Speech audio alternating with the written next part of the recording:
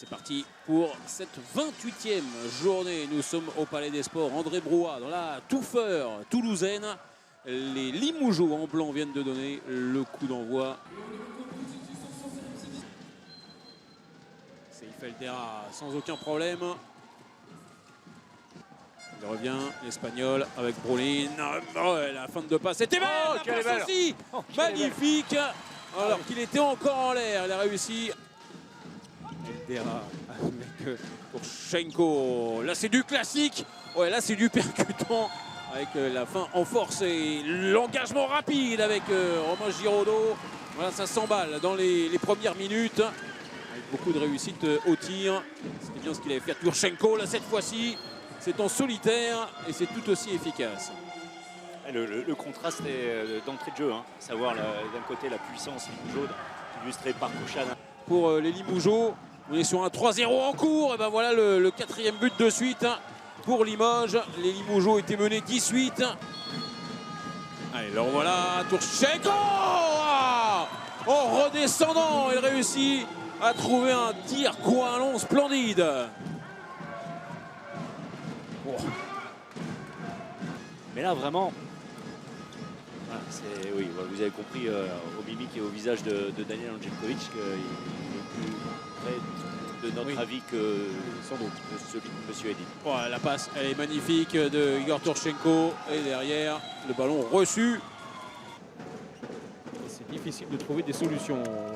Mitrovic. Voilà une bonne position pour Mitrovic. Ouais, ça va passer avec de la réussite. Dino Slavic, il était sur la trajectoire.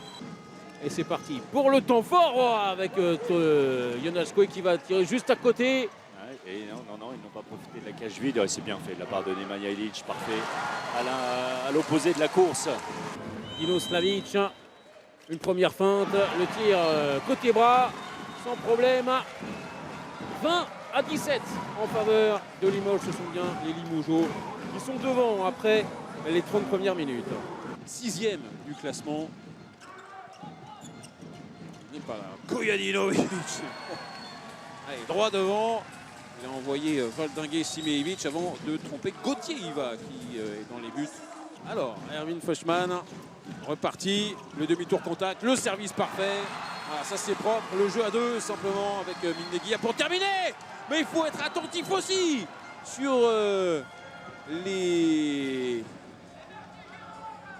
engagements rapides. Tomislav Kouchan, il est ultra précis là dans ce domaine. Oui. Il est très réactif. Ah oui. Puis son tir, c'est un vrai tir qui est importante. Les anciens immenses joueurs. Voilà, ça c'est bien joué. Parfait, l'enclenchement impeccable. Et Andrea Guillaume qui termine l'action. Voilà le plus 4. Feuchtmann avec Kojadinovic. Feuchtmann à nouveau. La passe main gauche pour Nemanja Ilić. C'est difficile. Qui va mettre un tir splendide. Ça doit être son 12e but du match. Et celui-là, il était très très compliqué à mettre. Oui, parce qu'il n'a pas d'élan du tout. Mais Toulouse a encore toutes les cartes en main pour pouvoir revenir. Kojadinovic avec Feuchtmann qui s'est écroulé, qui va finir par marquer. Et il y aura 2 minutes en plus pour Nicolas Nieto. De toute façon, c'est passé. Les joueurs ne contestent pas. Oh, ballon perdu! Gabriel Niembert qui s'est précipité dessus. Nemanja Ilić qui a dû sauter pour capter ce ballon.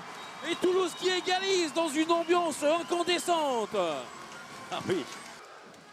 Allez, Feuchtmann avec Kojadinovic en position de demi-centre. On va remettre Nico Mindeguia à la main. La petite passe pour Gabi Niembert.